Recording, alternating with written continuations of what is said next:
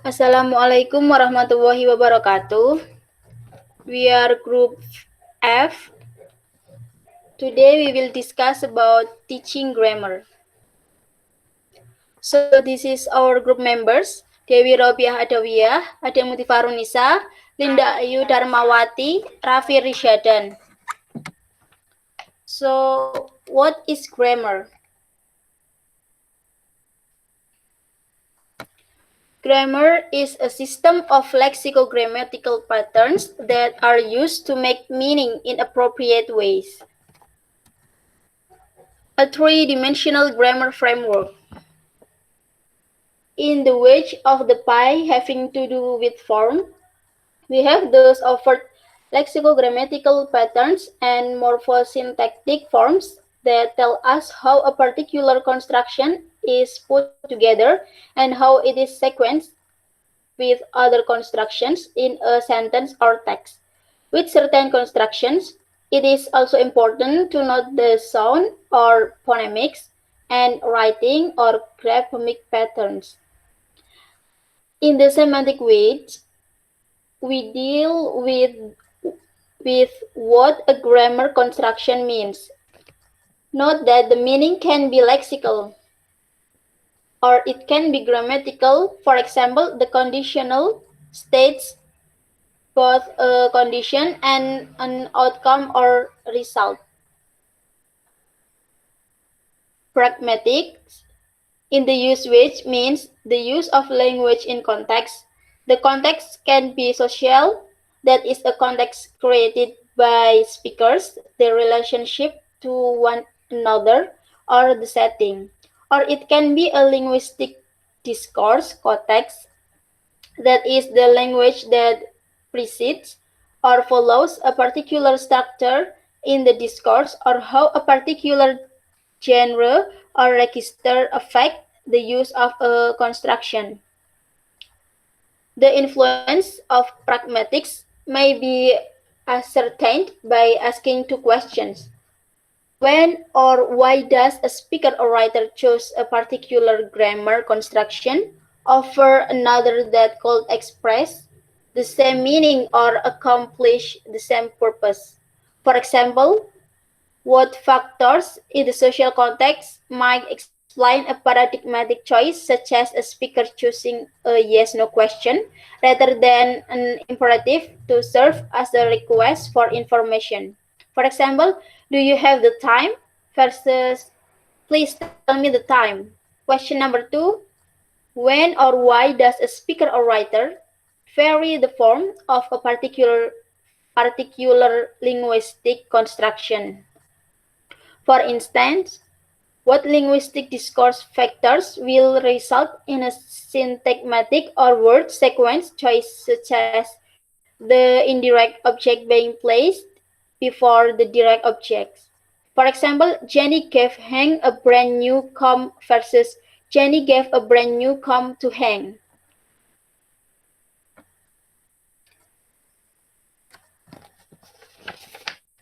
This is a question when applying the pie chart.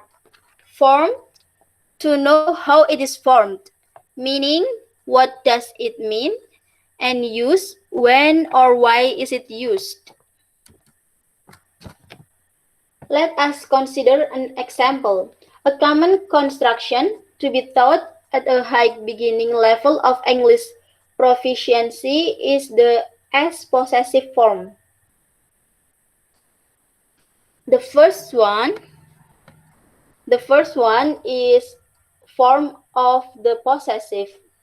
This way to form possessive in English is to add S to regular singular nouns and non-count nouns and irregular plural nouns, not ending in S, or to add an apostrophe after the S ending of regular plural nouns and after singular or non-count nouns ending in the sounds S to form S.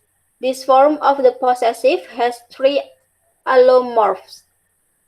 That these are as, z, and is. For example, birds for z, bats for s, and bridges for is. The second one is meaning of the possessive. In addition to possession, the possessive or genitive form can indicate description. For example, adapters, prison, the water's edge, amount, for example, 2 weeks holiday, relationship, for example, Jack's wife, part to whole, for example, the woman's hand, and origin or agent, for example, Shakespeare's tragedies. Also, although all languages have a way of signaling possession, they do not all regard the same items as possessable. For example, Spanish speakers refer to a body part using the definite article instead of a possessive form, producing a sentence such as he broke the arms. If directly translated, English a second language, ESL and EFL, student will have to learn the scope of the possessive form in English. The last one is use of the possessive. Filling in this which requires that we ask when the s is used to express possession as opposite to other constructions that can be used to convey this same meaning. For example, possession in English can be expressed in other ways with the possessive determiner, for example, his, her, and their, or with the periphrastic or of the form, for example, the legs of the table. Possessive determiners are presumably used when the referent of the possessor is clear from the context, while ESL or EFL books will often say that the possessive is used with non-human head nouns. And as with human head nouns, there are certain conditions where this generalizations doesn't apply. For example, English speakers often prefer to use the s even with inanimate head nouns if the head nouns are performing some action. For example, the train's arrival was delayed. Finally, students will have to learn to distinguish contexts in which a noun compound table-like is more appropriate than either the s form or the of the form. The next will be present by Dewi. All right. Thank you, Ade. And the next is partial verbs. In these partial verbs, we will discuss as the same in possessive. There are form, meaning, and use. For the form, most of our partial verbs are two parts verbs composing a verb and article. Sometimes it's constructed in three parts. This verb consists of basic verb plus another word or words. Three type phrasal verbs. There are verb plus adverb. For example, look up. When this type of phrasal verb has a direct object, we can usually separate the two parts. For example, turn down is separable. We can say turn down my over or turn my over down. And the next is verb plus prepositional. For example, look after. Prepositional verb cannot be separated. That means that we cannot put the direct object between the two parts. For example, we must say look after the baby, while we cannot say look the baby after. And the last is verb plus adverb plus prepositional. For example, look forward to.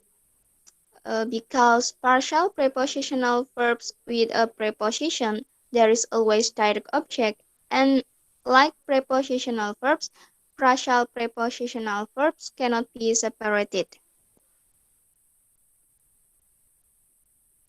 And the next is meaning of partial verb. There are three meanings There are literal, figurative, and multiple meaning. In a literal, for example, hang up, it is not difficult to figure out meaning of the verb-particle combination in sentence because it can be easily understood. Like, he hung the picture up on the wall. And the next is figurative. For example, run into. That is mean by change. The particle into of this partial verb help to figuring out the meaning of partial verb. And the next is multiple meaning. For example, come across. There are two meaning like to discover by change. Like I came across this old book in the library. And the other meanings to make an impression, like Richard's presentation come across well at convention. The next slide is about use of partial verb. Partial verbs are phrases that indicate actions. They are generally used in spoken English and informal text. Principle of dominance seem to work well to define the circumstance favoring particle movements. If noun phrase object is dominant, it occurs after the particle. If the direct, short, and give information, it occurs before particle. The next slide, it's about learning progress. A student do not learn constructions one by one. Thus, learning is a gradual process that involves mapping forms, meanings, and uses construct do not appear in the learner's production, which is fully developed and error-free. Successful teaching involves identifying challenges that are relevant to specific group of students, recognizing that challenges are not the same for all students.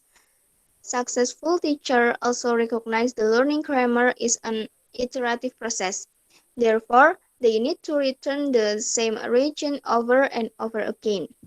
Indeed, given that language is that complex, we would not expect the learning process to be anything. It is clearly an oversimplification of treating all grammar learning as the result of single process. Next. And then is classroom applications. For the first one is teaching process. Many believe that necessary grammar is unconsciously acquired. Just as children learn grammar from their mother tongue. However, they say L2 learners often take language from their exposure. They also observe that there appeared to be little relationship between formal knowledge of grammar rules and the ability to apply them in communication. However, while some learners may be able to learn the language entirely on their own, this is not the case for many learners, especially if their time or exposure is limited to the classroom, such as when English is taught as a foreign language. Additionally, we should not ask our students to study their L2 as they did for L1. Grammar instructions don't have to imitate natural exposure, but the right kind of grammar instruction should speed up natural acquisition, not just imitate it. Next. And then present practice produce. This traditional grammar teaching has employed structural syllabus and lesson composed of three phases: presentation, practice, and productions, often referred to the PPP approach. In the first phase, an understanding of a grammar point is difference between L1 and L2. In this second phase, students practice the grammar construction using drills and written exercise. And in the third phase, students are given frequent opportunities for communicative use of grammar to promote automatic and accurate use. We saw the first two of these phases implemented in the example lesson. And the next slide will be continued by Linda Ayu.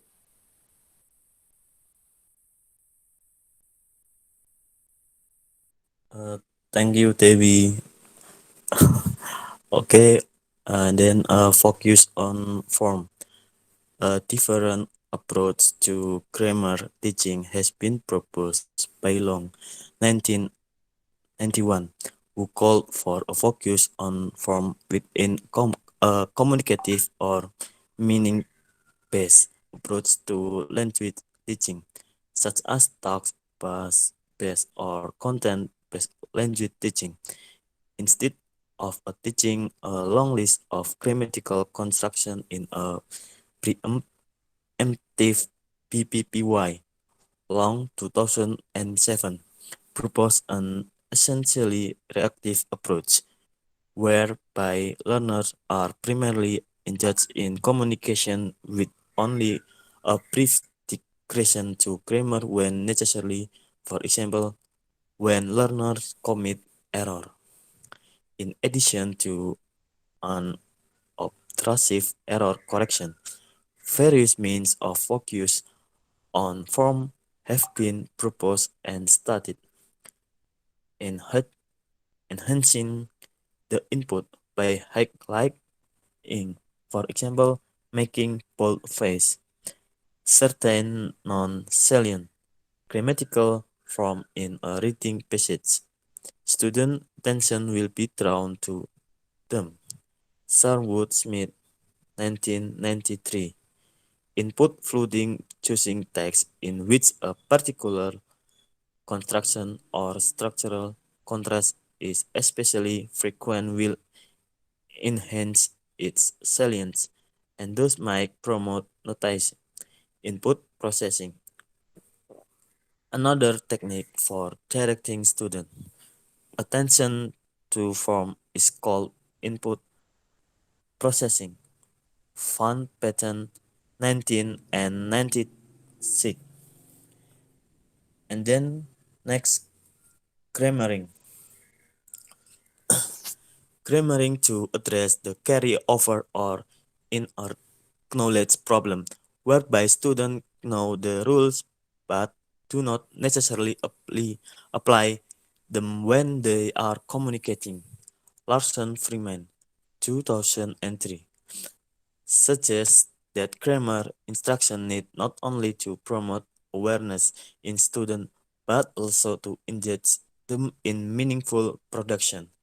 Third, 2006, output production push student to move beyond semantic processing of the input of synthetic processing. Swine 1985. Then to when students attempt to produce construction, they have an opportunity to test their hypothesis on how the construction is formed or what it means or when it is used. Sehade 2003. Following this attempt, they can receive feedback on their hypotheses and modify them as necessary. Therefore, Larson Freeman maintains that the proper goal of grammar instruction should be grammaring, the ability to use grammar construction accurately, meaningfully, and appropriately. The addition of ing to grammar is meant to suggest a dynamic process of grammar using to realize this goal. It is not sufficient for students notice or comprehend grammatical construction or to repeat or transform them. As in example lesson at the beginning of this chapter, students must also practice the meaningful use of the grammar in way the text into account transfer appropriate processing procedure and June 90, 1996. Next, explicit grammar instruction. Consciousness raising that L2 learners, particularly older ones, might benefit from the explicit teaching of grammatical rules and pattern. Garden path. Another option for promoting student awareness is to use the garden path strategy as applied to grammar teaching. This means giving student information about a construction without giving student information about construction without giving them the full picture, thus making it seem easier that it is, or in other words, leading them down the garden path. Corpus inform. Some teachers these days have their student consult online corpora to determine what pattern exist and which of them occur more frequently. And then collaborative dialogues. Donato 1994 has shown that student participation in collaborative dialogue through which learners can provide support for each other or scaffold each other's learning by discussing the use language has spurred their language development. Other research. Swain and Lapkin 1998. Next, providing feedback. Providing learners with feedback which they can use to correct their misapprehension about some aspect of the target language is an essential function of language teaching. Even such indirect feedback as asking a learner to clarify something he or she has said may be helpful. Schuster, 1986. It has always been a controversial function. However, Larson, Freeman, 1991.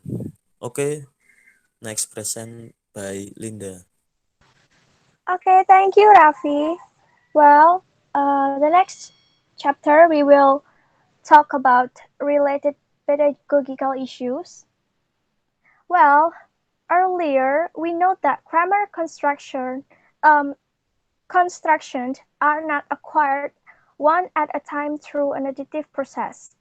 Rather, different aspects of the form, meaning, and the use of a given construction may be acquired at different stages of second language development. Well, this observation highlights the need for recycling, working on one dimension of a construction, and then returning to the construction from time to time as the need arises. However, it is also the case that not all linguistic constructions that the students need to learn will be available in the language that occurs in the classroom. For this reason, teacher might think in terms of grammar checklists instead of a grammatical sequence. Also, some SLA research has shown that learners progress through a series of predictable stages in their acquisition of particular linguistic forms.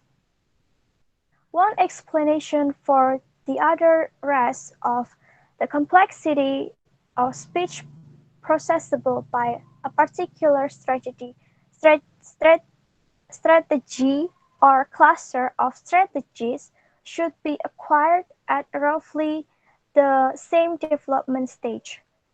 This approach has been shown to account for certain acquisition orders in ESL.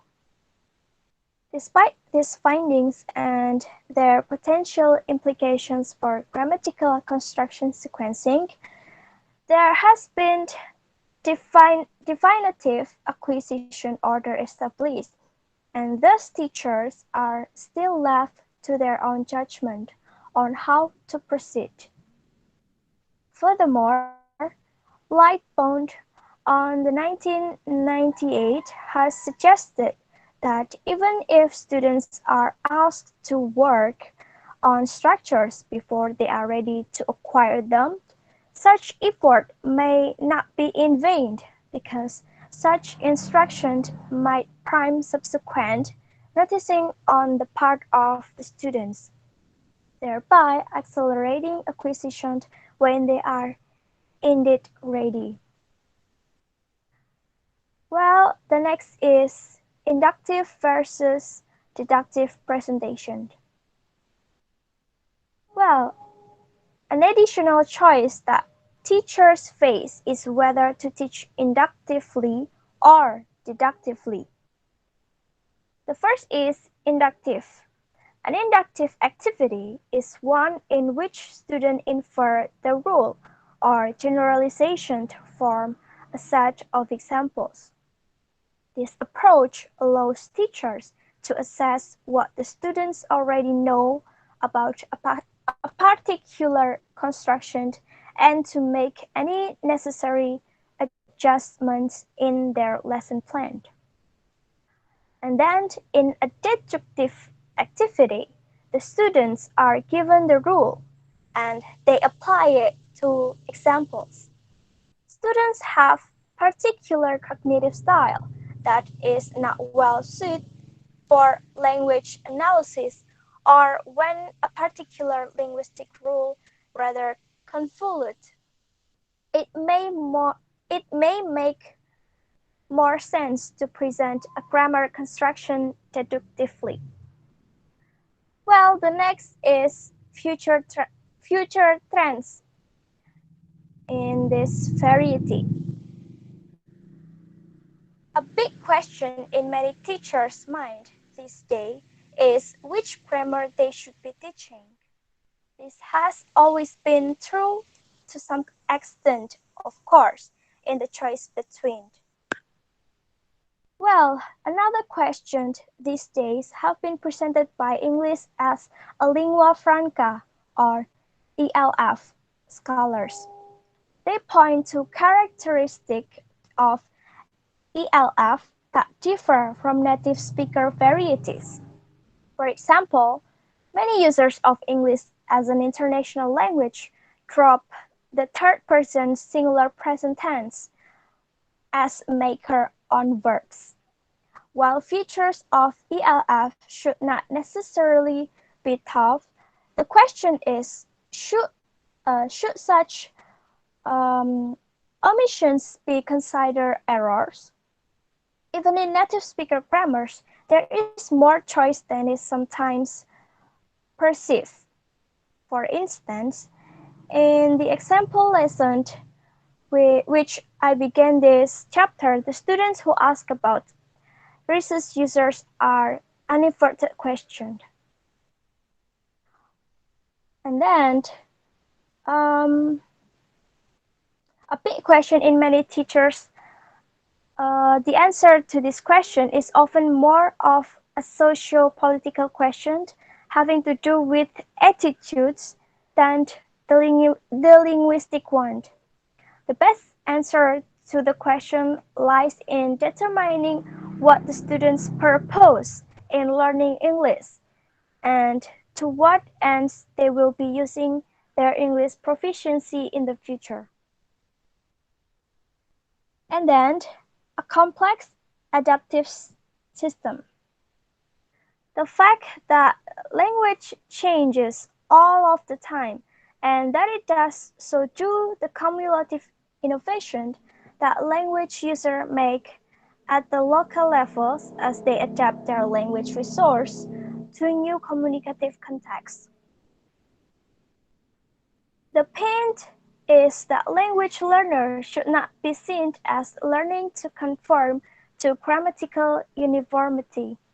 Instead, it is more accurate to say that they are developing the capacity to create and understand meaning by using language, adapting what they know to the new situation.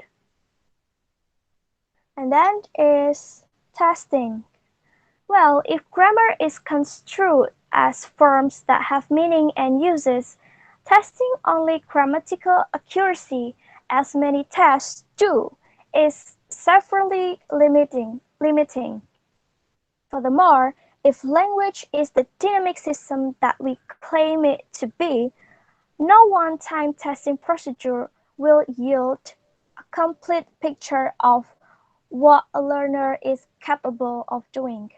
Finally, language testers will have to wrestle with the vexing matter of which variety of language is to be assessed. All this means that much work needs to be accomplished to reduce dissonance between teaching and testing. And the conclusion of this material is grammar is about much more than form, and its teaching is ill-served if students are simply given rules. This is very important to understand, and doing so will make the teachers appreciate grammar more than perhaps they have in the past. Well, I think that's all from me. Thank you very much. We go back to the moderator, Ade.